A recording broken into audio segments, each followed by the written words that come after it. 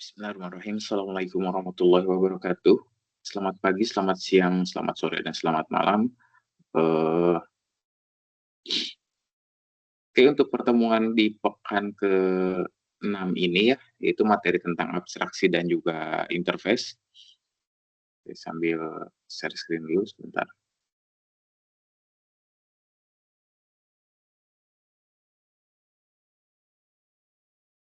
Oke, sebelum ke interface dan abstraksi, kita akan balik dulu ke ini ya, ke apa namanya tuh?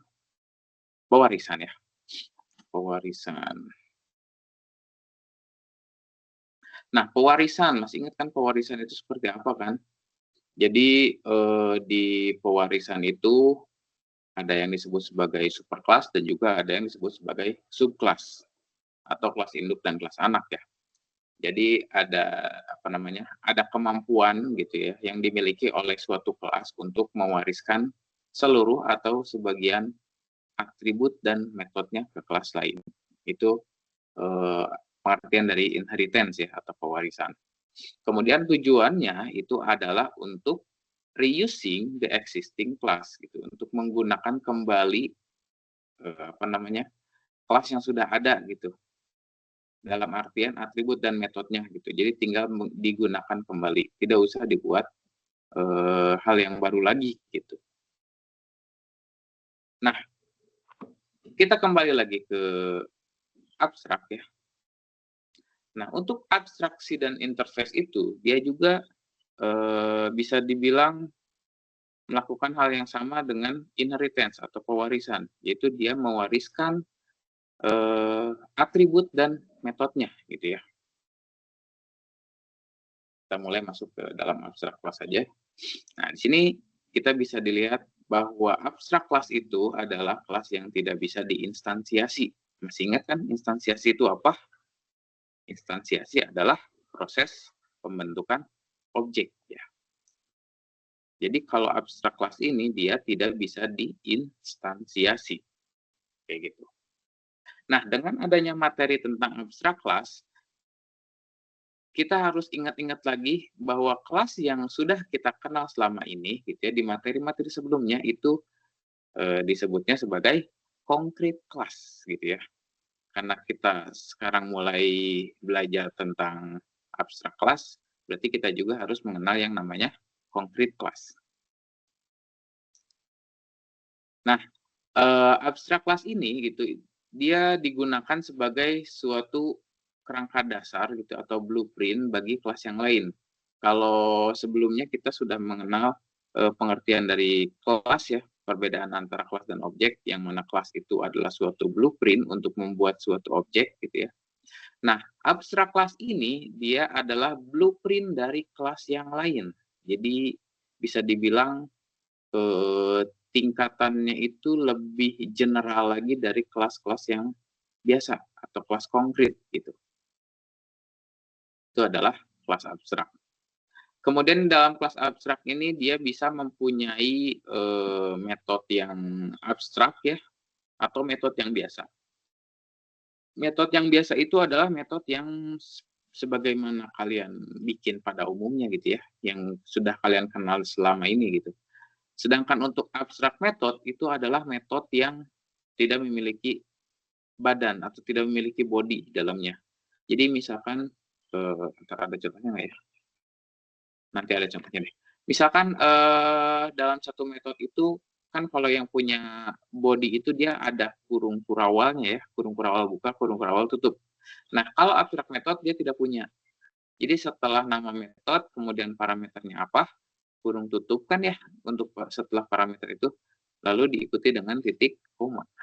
Itu adalah abstrak method. Kenapa harus menggunakan abstrak method gitu ya? Abstrak method itu bisa dibilang sebagai blueprint, dasar. Jadi, dia lebih general lagi gitu, lebih kalau misalkan kelas itu adalah suatu template untuk membuat objek, nah ini adalah template-nya lagi dari template gitu. Dasarnya lagi dari dasar, blueprint-nya ada lagi dari blueprint, misalkan seperti itu. Kita menggunakan abstrak itu ketika kita ingin membuat satu kelas dengan cakupan yang masih sangat umum. Contohnya, kelas hewan gitu ya, kelas hewan itu adalah kelas yang lebih umum lagi daripada kelas kucing dan anjing gitu ya. Karena dari kucing dan anjing itu bisa dibuatkan suatu objek kucing satu, kucing dua, anjing satu, anjing dua gitu ya. Makanya kucingnya itu cocok sebagai kelas, sedangkan abstrak itu adalah kelas hewan. Nah, itu lebih lebih umumnya lagi gitu ya cakupannya. Kemudian alasan yang kedua itu adalah menyederhanakan kode. Seperti inheritance tadi gitu ya, menyederhanakan kode bahwa dengan menggunakan konsep ini kita bisa menggunakan kembali kode yang sudah ada gitu. Tidak perlu membuat kode yang baru, tapi kita hanya tinggal menggunakan yang sudah ada gitu ya. Nah, di abstrak class ini itu di dalamnya bisa memiliki suatu atribut sama seperti kelas konkret biasa gitu ya. Kemudian dia juga bisa memiliki konstruktor dan juga bisa memiliki getter dan setter. Sama seperti konkret class ya. Tambahannya adalah bahwa abstrak class ini dia bisa memiliki metode yang kosong atau metode yang tidak memiliki body atau disebut juga sebagai abstrak method gitu ya.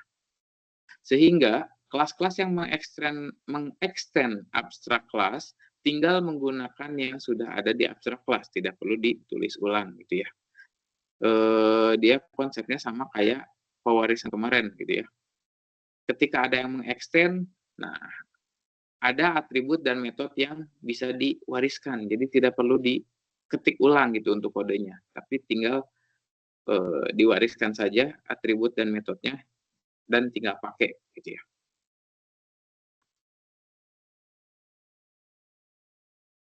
Adapun beberapa sifat abstrak kelas gitu ya, yang pertama di sini tidak bisa diinstansiasi atau tidak bisa dibuatkan objek. Jadi walaupun abstrak itu dia punya konstruktor, tapi dia tidak bisa dibuatkan objeknya ya, tidak bisa diinstansiasi. Kemudian yang kedua itu boleh memiliki abstrak method. Abstrak method itu tadi adalah abstrak yang metode yang tidak memiliki body atau tidak memiliki badannya. Yang ketiga, abstrak method harus di-override oleh superclass. Nah, kalau misalnya pewarisan kemarin itu di materi kemarin ya tentang pewarisan, itu dia bisa mewariskan sebagian atau seluruh atribut dan metode yang ada di superclass gitu ya. Boleh, bahasanya boleh. Berarti boleh iya, boleh tidak. Kalau misalkan ingin menggunakan pewarisan, berarti harus ada yang diwariskannya gitu ya. Nah, sedangkan di abstrak class ini, semua metode yang bersifat abstrak itu semuanya harus di-override ke subclass-nya atau ke kelas anaknya gitu ya. Kemudian untuk abstrak class ini dia bisa di-extend, masih ingat kan ya di-extend itu seperti apa ya?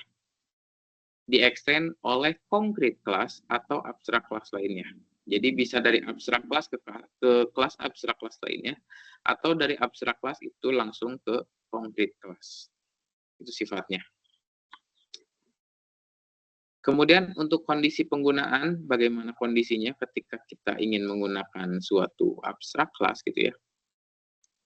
Itu kondisinya ketika kita ingin menentukan kerangka dasar tanpa mengisi detailnya gitu. Jadi ketika kita ingin membuat sesuatu gitu ya, membuat sesuatu atau membuat blueprint yang sangat-sangat umum gitu ya, yang masih belum tahu detailnya itu seperti apa. Yang penting dia bisa kayak gini dulu aja gitu.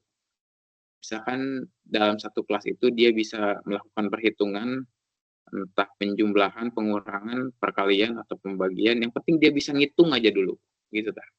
Jadi pemikirannya tuh ketika kita ingin membuat suatu kelas, kita ingin kita ingin membuat suatu kelas yang bisa melakukan perhitungan, nah gitu. Entah itu penjumlahan, pengurangan, pembagian, perkalian, atau misalkan limitasi, atau misalkan kuadrat, kubik, dan sebagainya. Entah itu seperti apa, yang penting dia bisa ngitung. Contohnya kayak gitu.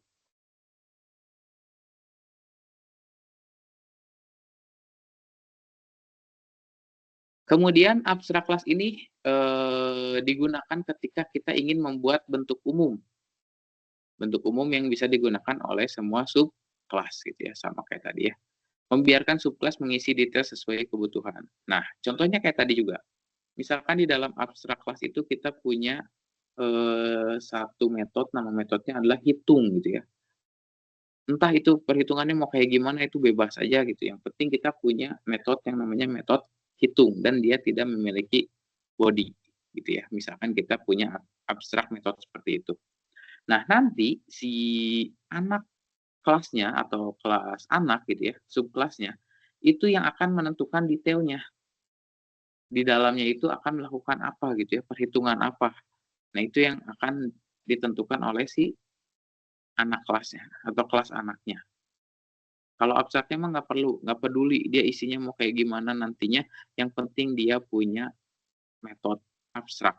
Nama metodenya adalah metode hitung, gitu. Contohnya kayak gitu.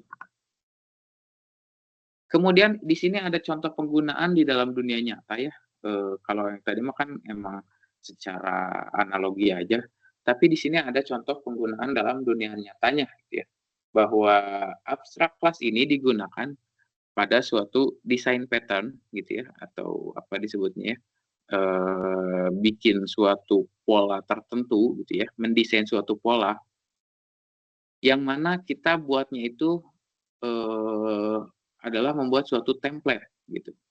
Kalau kalian nanti nggak tahu ya kalau kalau kalian ke depannya itu nanti bakal ada mata kuliah desain pattern atau enggak, tapi waktu saya dulu, itu ada mata kuliah desain pattern. Seakan-akan kita itu, tidak hanya bikin suatu program program aplikasi gitu ya dari menggunakan kelas itu, tapi kita juga menyediakan, apa namanya, menyediakan fitur-fitur untuk digunakan oleh developer di masa depan. Contohnya seperti itu ya dari sekilas untuk desain pattern ya. Tapi kalau misalnya kalian ke depannya nggak akan belajar desain pattern sih nggak masalah. Oke, untuk contoh penggunaannya itu kalian bisa lihat di, apa namanya tuh, bisa lihat di NetBeans ya, kalau misalnya kalian buka lagi codingan-codingan kalian yang sebelumnya, itu kalian kan pernah menggunakan yang namanya array list. Yang mana array list itu adalah suatu contoh real dari suatu kelas yang mengextend suatu abstrak class. Jadi array list-nya itu adalah concrete class yang mengextend abstrak class. Nama abstrak class-nya itu adalah abstrak list gitu ya. Nah, kelas abstrak list ini menyediakan bentuk umum dengan operasi terkait di dalamnya seperti add, set, dan juga get, ataupun yang lainnya, yang mana metode-metode ini diwariskan kepada array list sebagai subkelasnya.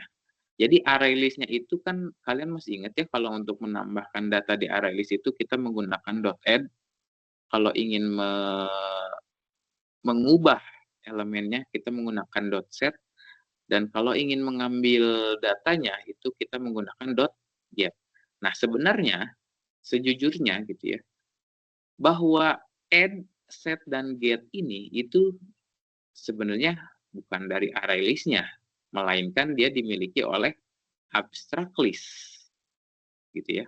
Karena di dalam abstract list itu berupa abstract method gitu ya. Jadi add, set, dan get ini dia merupakan abstrak method yang ada di abstract list, sehingga metode-metode ini wajib dimiliki atau diwariskan ke kelas anaknya, yang mana kelas anaknya adalah si array list itu gitu ya. Nah, contohnya seperti ini. Kalian kalau misalkan kalau misalkan kalian ngoding lagi atau misalnya buka codingan yang lama itu ada array list ya. Misalkan kalian bikin codingan tentang array list, lihat di sebelah kiri atas ada array list. Sini ada array list dengan tipe data string, nama array list-nya adalah R, kemudian instansiasinya sama dengan new array list gitu ya. Nah, kalau misalkan kalian tekan kontrol gitu ya, tombol kontrol, kemudian array list-nya ini diklik klik kiri, maka kalian akan dibawa ke dalam public class array list.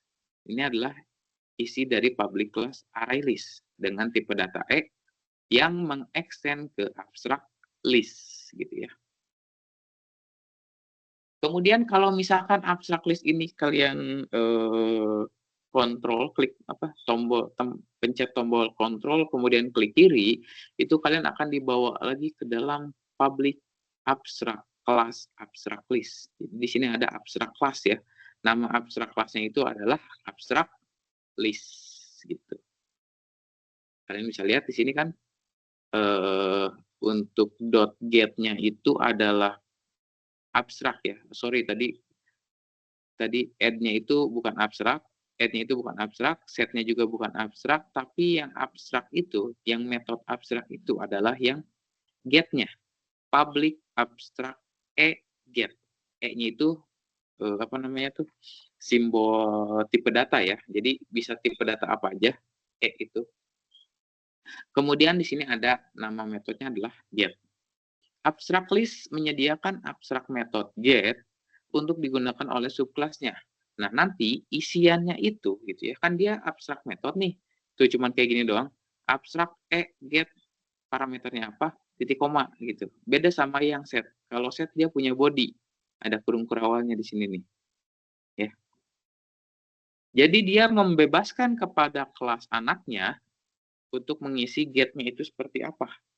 Gitu ya. Yang penting ada yang namanya metode get. Nah, kalau kita lihat lagi di sebelah kanan atas ya, ini balik lagi dari apa namanya? Dari kelas array list. Kelas array list itu dia mengisikan body-nya gitu, body dari si method get itu seperti ini gitu ya, untuk nge-return elemen data yang dibutuhkan. Contohnya seperti ini. Gitu. Ini adalah contoh real-nya ya, contoh penggunaan abstract class di dunia nyata.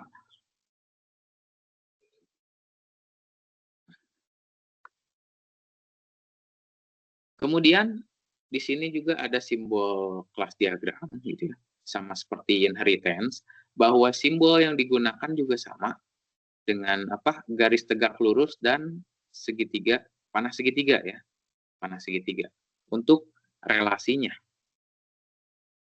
Akan tetapi bisa kita lihat lagi di sini, kalau misalkan kelas tersebut adalah kelas abstrak, maka nama kelasnya akan dituliskan dengan huruf miring atau italik, gitu ya.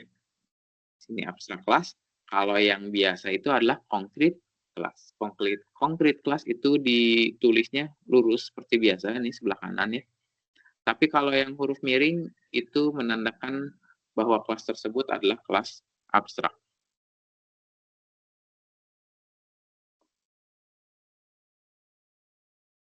Kemudian selain ada abstrak kelas, ada juga abstrak method. Abstrak method juga sama seperti abstrak kelas bahwa penulisannya itu ditulis dengan huruf miring. Ya. Di sini ada metode A. Tulisannya sama ini juga miring juga. Simbol relasinya adalah simbol extend atau garis tegak lurus dengan panah segitiga putih ya, bukan hitam ya, putih.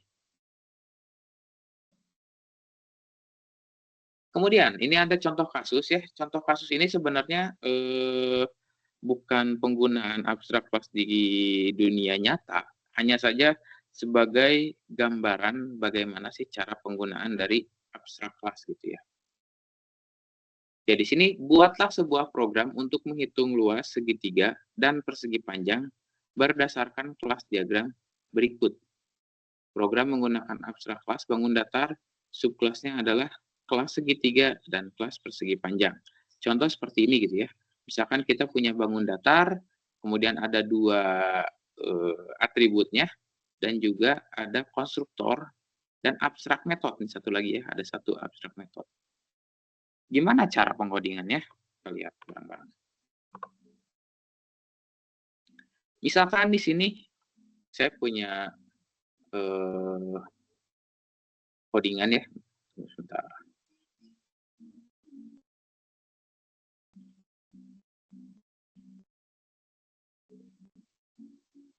Misalkan seperti ini untuk bangun datar. Ini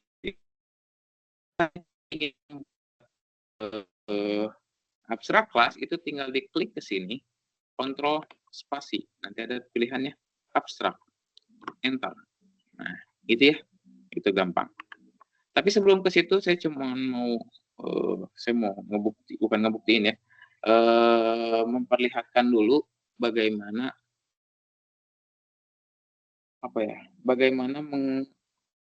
membuktikan bukan teori ya, alasan dari reusing code atau menggunakan kembali kode gitu ya.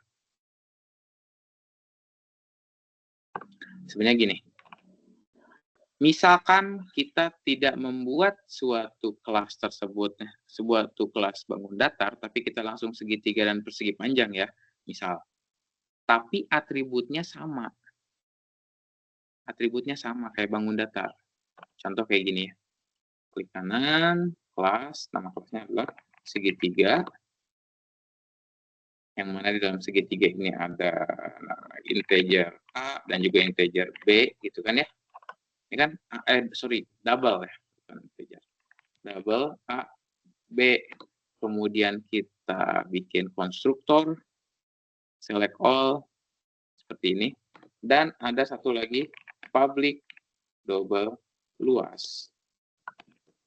Return A, B. Misalkan kayak gini ya. Kemudian kita bikin satu lagi, persegi panjang dengan isian yang sama ya, double A, B. Itu kan kita harus ketik-ketik lagi. Ini harus milih-milih lagi. Kita harus ketik lagi.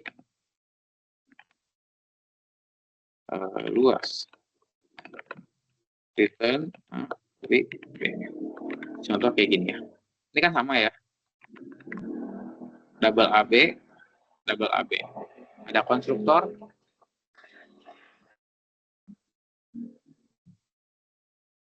Ada konstruktor juga.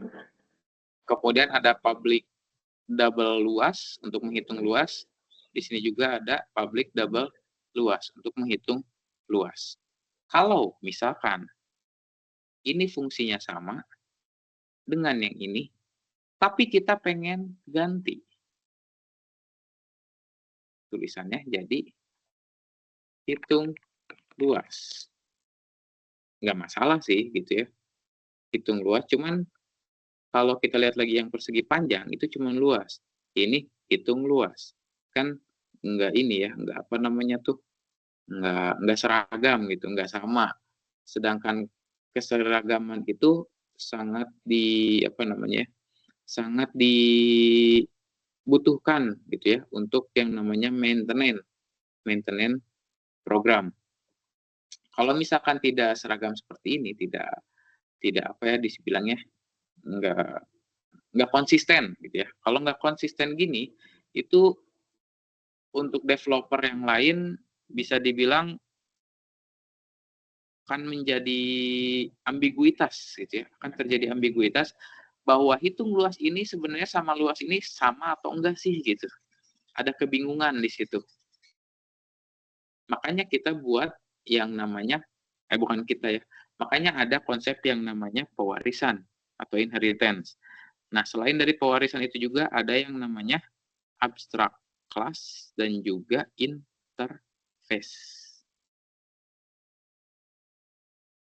Nah, dengan menggunakan abstract class, kita bisa balik lagi ya. Ini misalnya dihapus lagi. Ini kita hapus lagi. Kemudian kita buatkan di sini abstract class, spasi, abstract. Oke.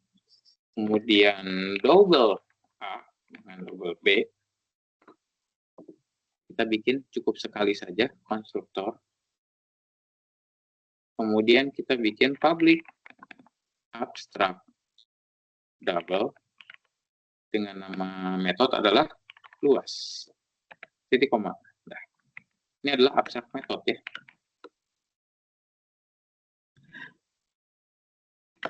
Kemudian untuk di segitiganya gimana? Nah, nanti tinggal diklik aja dulu sini. Kemudian X, kontrol spasi, udah langsung extend ya. Kemudian bangun datar, kontrol spasi, enter. Nah, ini ada yang merah-merah nih, sebelah kiri ya. Tinggal diklik, implement all abstract method, masih merah, klik lagi, add constructor. Udah, seperti itu cara mudahnya. Ini tinggal hapus saja, throw new sebagainya, bla bla bla. Tinggal dihapus. Tinggal dihapus, kita ganti isiannya dengan return A dikali B. Gitu. Cukup seperti itu. Sorry. Untuk segitiga, setengah kali alas kali tinggi ya. Bagi 2. Atau 2.0. Ini untuk yang segitiga. Untuk yang persegi panjang, sama extend, bangun datar, sebelah sini ya, klik, implement all, untuk yang off right-nya, klik lagi, konstruktor. Sedangkan untuk yang persegi panjang, perhitungan luasnya adalah return A dikali B. Oke. Perhatikan baik-baik. Ini ada override ya. Di override, ini juga di override. Ketika kita ingin merubah nama metodenya, nah metode masih luas, kita tinggal rubah di sini aja, di bangun datar. Refactor, rename, next aja, hitung luas. Ini berubah, di sini berubah, dan di sini ikut berubah juga. Kayak gitu. Itu salah satu bukti dari yang namanya reusing kode gitu ya. Menggunakan kembali kode. Cuman saya pengen balik lagi jadi luas aja. Oke. Sini luas lagi, di sini jadi luas lagi.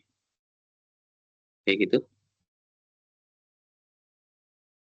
Udah nih untuk segitiga, persegi panjang dan juga bangun datar.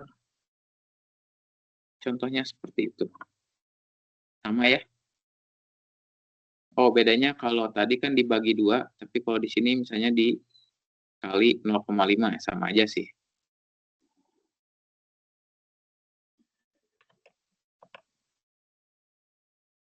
Ini untuk konstruktor sama seperti yang di inheritance ya. Bahwa kelas persegi panjang ini, yaitu kelas si anak ini, dia akan memanggil kelas induknya dengan menggunakan keyword super ya. Dengan parameternya A dan B. Segitiga juga sama, super. Super ini berarti dia manggil nih kalau misalnya dipencet tombol kontrol, kemudian ini berubah nih ya kursornya ya. Ini diklik kiri. Nah, dia akan menuju ke kelas induknya, itu yang bangun datar. Ya. Kalau segitiga, supernya ke sini, segi panjang, supernya ke sini juga.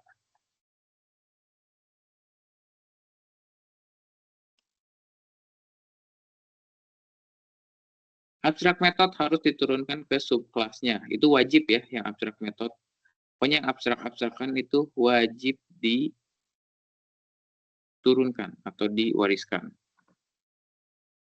Kemudian untuk di kelas mainnya itu sama seperti pewarisan gitu ya, sama aja seperti ini. Segitiga S sama dengan new segitiga, isinya adalah 10 dengan 10. Kemudian persegi panjang P, new persegi panjang, isinya 10 dengan 10. Sama aja. S-nya S luas, P-nya P luas. S-nya itu untuk segitiga, P-nya untuk persegi panjang. Dihitung masing-masing, hasilnya berbeda ya, karena yang segitiga itu P kali alas kali tinggi bagi 2, sedangkan persegi panjang itu panjang kali lebar. Bisa dilihat di bagian atas, di situ ada bangun datar BD sama dengan new bangun datar dengan parameter 10 dan 10. Itu kalau misalnya kalian ngetik seperti itu, gitu ya, dalam artian membuat suatu objek dari abstrak class, itu hasilnya bakal error, gitu ya. Kita coba nih ya. Misalkan kita bikin satu kelas main, kemudian bangun datar B sama dengan new bangun datar 10 dengan 10.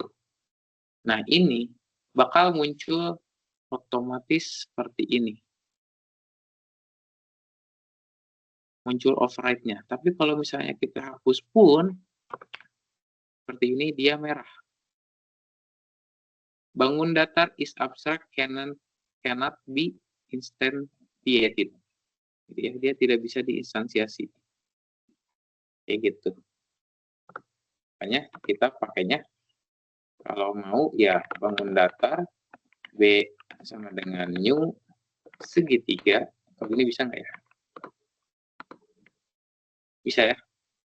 Sama kayak pewarisan. Bangun datar D misalkan persegi panjang 10, 10. Bisa seperti ini. Kemudian B luas,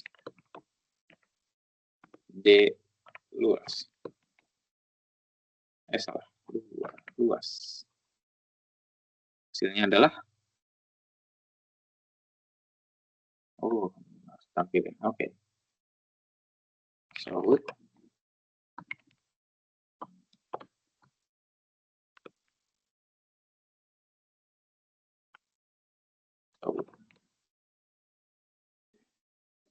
Nah, ini ya hasilnya ya. 5 dan 100. Atau gitu ya, atau misalkan kalian pakai segitiga. Kemudian di sini persegi panjang.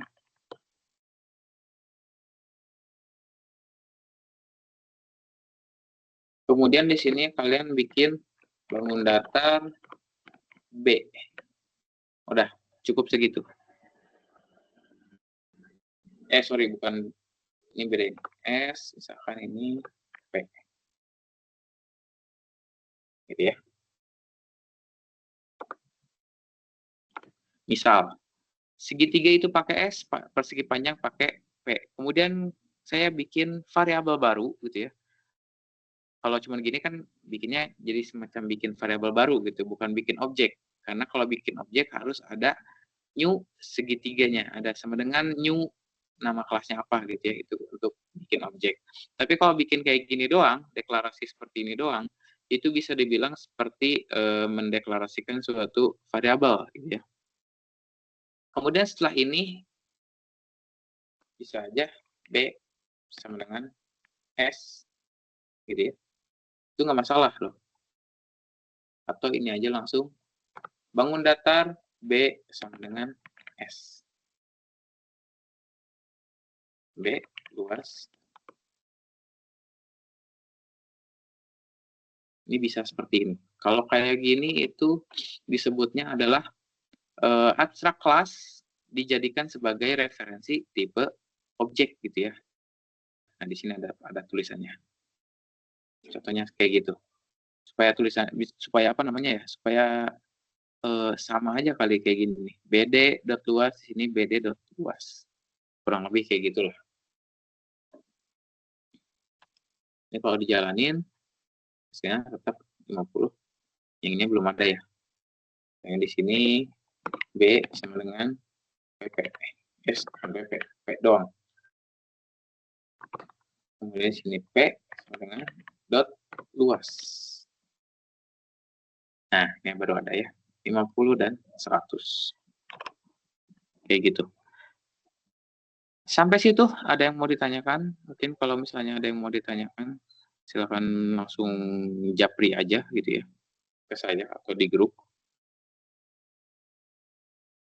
Itu untuk yang abstrak. Kemudian kita lanjut ke interface. Interface adalah suatu prototype kelas gitu ya. Jadi dia bukan kelas tapi berupa prototype yang berisikan definisi konstanta dan juga deklarasi metode. Interface digunakan untuk menentukan fungsi-fungsi yang harus ada di beberapa kelas secara umum. Interface memungkinkan dibentuknya pewarisan jamak. Jadi kalau misalnya pakai yang extend ya, pewarisan yang extend itu kita tidak bisa menggunakan konsep pewarisan jamak atau multiple inheritance. Masih ingat kan ya? Yang seperti ini. Nanti ada contohnya kan? Atau di overload. Nah, seperti ini ya. Kalau di Java itu tidak bisa menggunakan multiple inheritance. Ini multiple inheritance ya yang sebelah kanan bawah. Itu tidak bisa dilakukan seperti ini. Tapi kalau misalnya kita butuh melakukan multiple inheritance, itu kita bisa akali ke dalam bentuk single inheritance. Contohnya ada di sebelah kiri bawah yang ini ya. Ditulis secara berjenjang dari superclass 1 ke superclass 2, dari superclass 2 ke subclass. Itu kalau misalnya kita melakukan pewarisan dengan menggunakan extend. Sedangkan dengan menggunakan interface, itu kita bisa menggunakan pewarisan jamak. Kayak tadi ya. Kemudian untuk interface itu memiliki sifat-sifat tertentu, salah satunya atau dari apa? Dari beberapa sifat-sifatnya ada 3. Di sini yang pertama adalah semua konstanta. Jadi semua atributnya itu adalah bernilai konstanta gitu ya. Kalau konstanta itu berarti dia sifatnya publik, statik, dan juga final. Gitu. Semua atributnya akan dianggap konstanta. Kemudian semua metodenya itu akan dianggap abstrak, gitu ya, tidak punya body method dan akan public. Walaupun kita tidak menuliskan public method, gitu ya, public methodnya. Jadi langsung nama metodenya aja juga udah dianggap public. Kemudian di dalam interface itu tidak boleh ada deklarasi konstruktor. Kenapa sih kita harus pakai interface gitu ya? Jadi dengan menggunakan interface kita bisa apa namanya ya? Bisa mendapatkan suatu janji gitu ya atau kontrak tertentu. Seakan-akan ada istilah seperti ini, siapapun yang pakai interface ini, maka kelas tersebut wajib memiliki metode tertentu gitu. Misal, semua benda yang bisa di-upgrade itu harus punya metode upgrade. Jadi interface akan memastikan kepada semua kelas yang katanya bisa di-upgrade, itu beneran punya cara upgrade-nya atau memiliki metode upgrade. Itu adalah alasan kenapa kita harus menggunakan interface. Kemudian yang kedua alasannya adalah beda kelas sama perilaku. Bisa dilihat bahwa ada contoh kelas pesawat, kelas mobil, dan juga kelas kapal itu kan merupakan kelas-kelas yang berbeda ya. Sudah jelas bahwa pesawat itu berbeda kelasnya dengan kelas mobil, dan kelas mobil itu berbeda dengan kelas kapal. Otomatis kelas pesawat juga akan berbeda dengan kelas kapal gitu ya. Itu ketiga-tiganya itu adalah kelas yang berbeda. Tapi ketika kita melihat lagi gitu ya, bahwa semua kelas tersebut ketiga-tiganya itu sama-sama bisa berjalan atau bergerak. Dalam artian dia bisa move gitu ya. Jadi kita tidak perlu bikin metode move di masing-masing kelas tersebut, tinggal bikin satu interface, kemudian implement oleh semua kelas. Tinggal gitu aja. Kita buat satu interface yang di dalamnya ada metode move, kemudian interface ini harus diimplement oleh ketiga kelas kendaraan tersebut gitu ya. Pesawat nge-implement ke interface, mobil nge-implement ke interface, dan kapal mengimplement ke interface. Jadi masing-masing kelasnya punya metode move.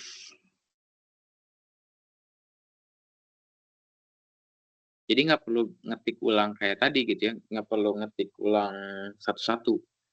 Jadi tinggal bikin sekali, kemudian diwariskan ke semuanya. Kemudian alasan terakhir di sini adalah multiple behavior, yang mana Java itu tidak bisa tidak bisa mengimplementasi multiple inheritance ya, atau pewarisan berjamaah.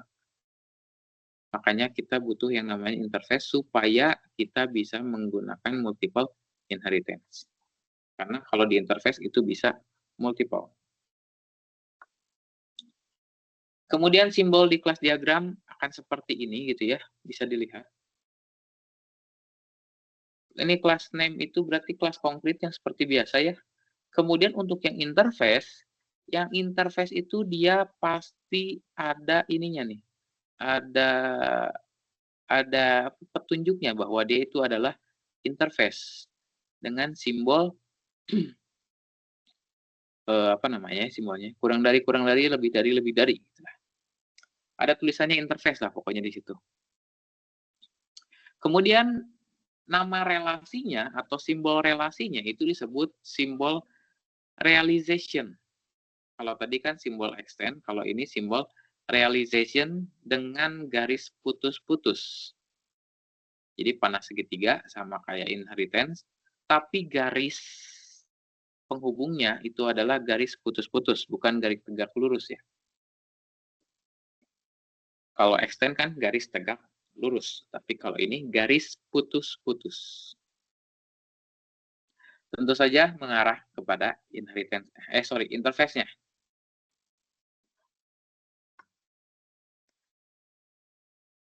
Kemudian di sini ada aturan untuk penggunaan interface, yang mana bahwa kalau kita menggunakan interface itu kita akan menggunakan keyword implement. Kalau yang tadi itu yang untuk inheritance sama abstract class itu kita pakai keyword extend, sedangkan untuk interface kita pakai keyword implement. Sebuah kelas yang mengimplement sebuah interface itu harus mengoverride setiap metode yang ada pada interface. Jadi kalau misalnya di interface itu ada 3 metode, ya 3-3-nya harus di-override gitu ya. One interface, multiple method, yang merupakan aspek dari polimorfisme gitu ya. Jadi ada hubungannya lagi nih sama si polimorfisme tadi gitu ya. Satu interface, banyak metodenya. Kalau misalkan kita lihat lagi di kelas diagram gitu ya, bentukannya itu kalau yang abstrak ya atau pewarisan biasa itu tidak bisa multiple inheritance seperti yang di kanan gambar sebelah kanan ya.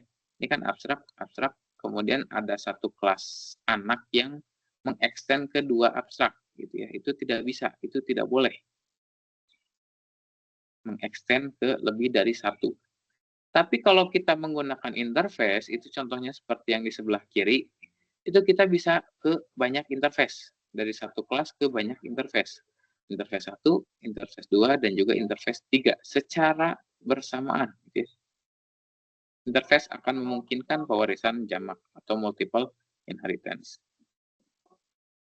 Kemudian selain gambar seperti ini, yang versi lengkapnya, kalian juga bisa menuliskannya secara minimal seperti ini gitu ya. Ada cuma titik doang, not doang di sini.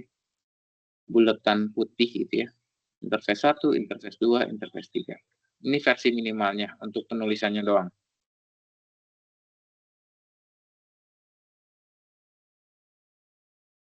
Kemudian di sini ada contoh kasus.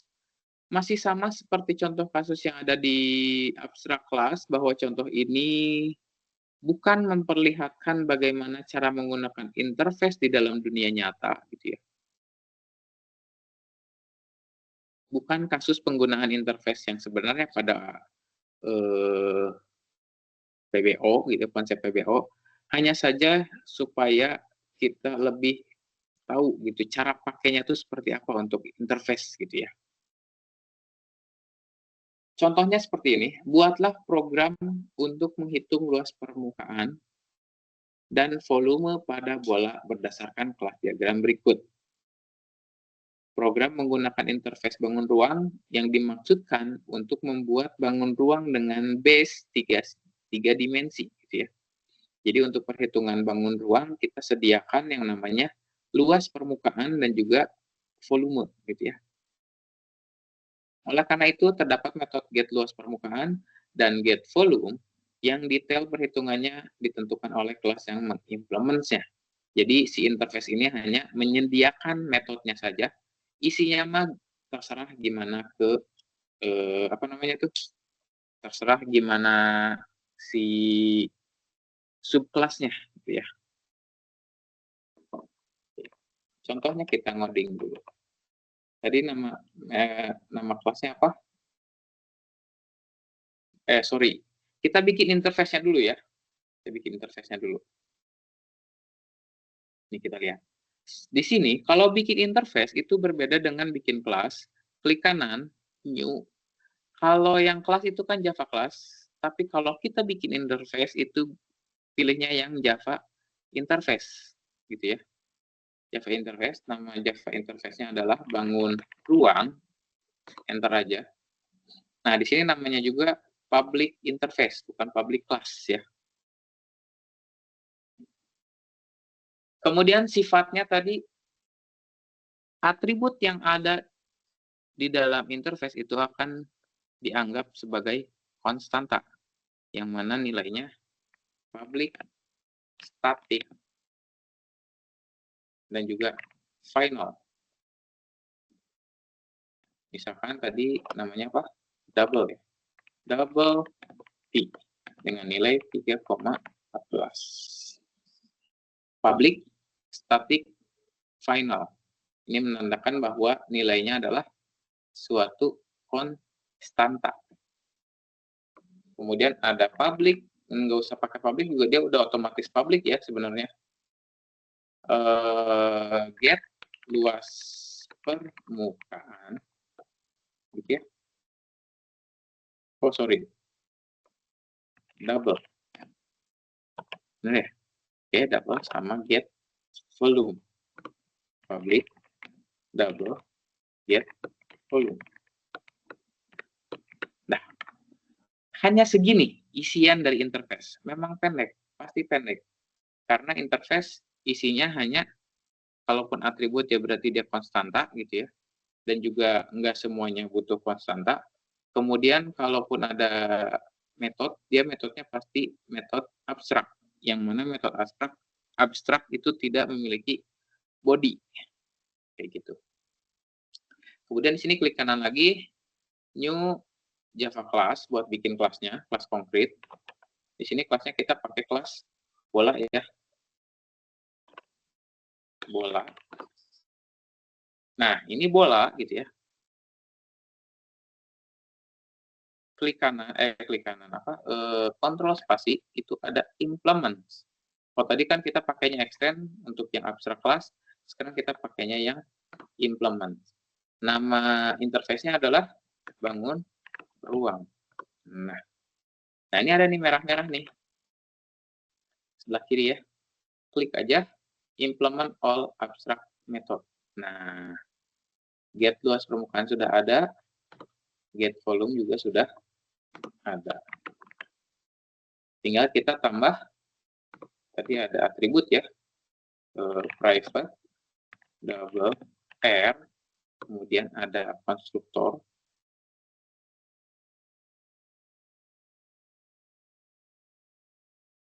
Ini kan ada konstruktor ya. Ada konstruktor. Nah, gitu ya. Kemudian tinggal kita isi aja. Luas permukaan bola itu apa? Volume bola itu apa? Oke.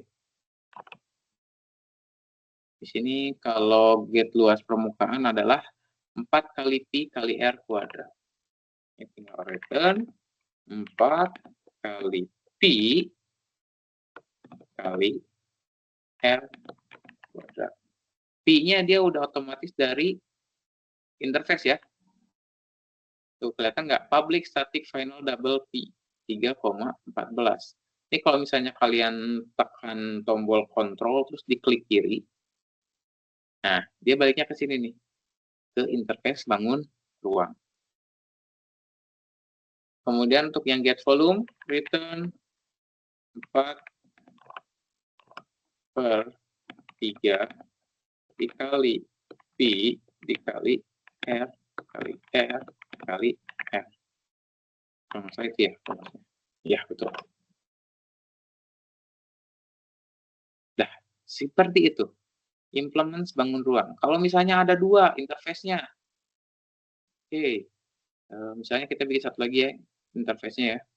Tadi bangun ruang, sekarang bangun datarnya misalkan. Bangun datar. Itu udah ada bangun datar. Misalkan bangun datarnya tadi saya hapus dulu ya. Segitiga ini saya hapus dulu. Kita bikin satu bangun datar, interface juga ya, contoh aja. Bangun datar. Yang mana di dalam bangun datar itu punya yang namanya get luas aja ya, get luas aja. Kalau tadi luas permukaan, kalau yang bangun datar cuman get luas aja. Nah ini bola itu misal ya, misalkan mengimplement kedua interface itu tinggal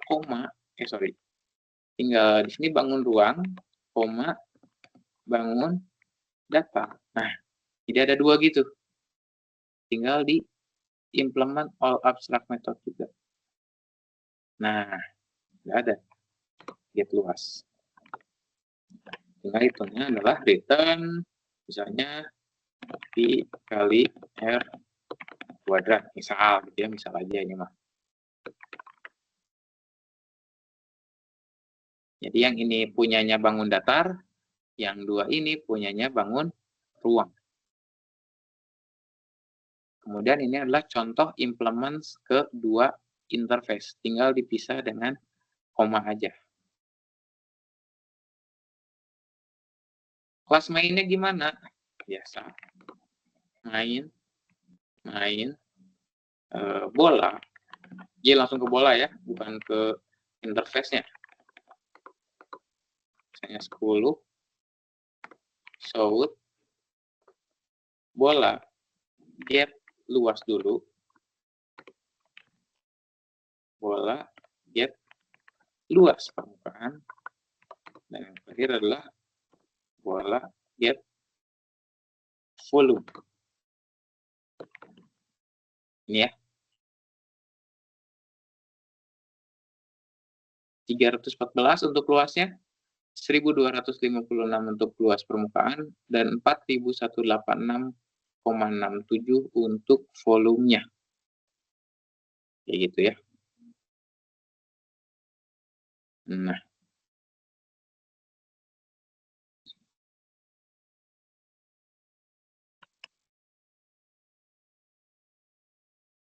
Ini contohnya kalau kayak tadi juga buat get volume, get luas permukaan ya. Sama seperti tadi. Sampai situ. Kalau ada yang mau bertanya, silakan bertanya saja. Bisa japri atau di grup. Kalau tidak ada, mungkin sampai situ saja dulu. Untuk tugas praktikumnya, saya kasih saya kasih kesempatan kalian untuk mengerjakan di hari Rabu sama hari Kamis ya, 2 hari ya. 2 hari, hari Rabu sama hari Kamis. Hari Rabunya boleh kalian sudah boleh kalian kerjakan dari jam 00.00 sampai dikumpulinnya paling telat jam 23.59 di hari Kamis ya. Pengumpulannya sama seperti pekan kemarin. Kalian screenshot kodenya sama hasilnya, hasil jalannya program. Kemudian screenshot-nya dikumpulin di dalam satu Word dan dibuatkan PDF. Kalau misalkan ada yang kelewat, berarti nilainya dikurangi. Kalau ada yang typo penulisan atribut, penulisan kelas, sama penulisan metodenya, nanti dikurangi. Kalau ada yang telat pengumpulan, berarti dikurangi lagi ya. Jangan lupa, seperti itu. Kalau misalnya ada yang nyontek, nilainya sangat kurang. Paling itu aja. Kalau ada yang mau bertanya, nanti tinggal langsung di grup aja boleh. Terima kasih semuanya. Wassalamualaikum warahmatullahi wabarakatuh.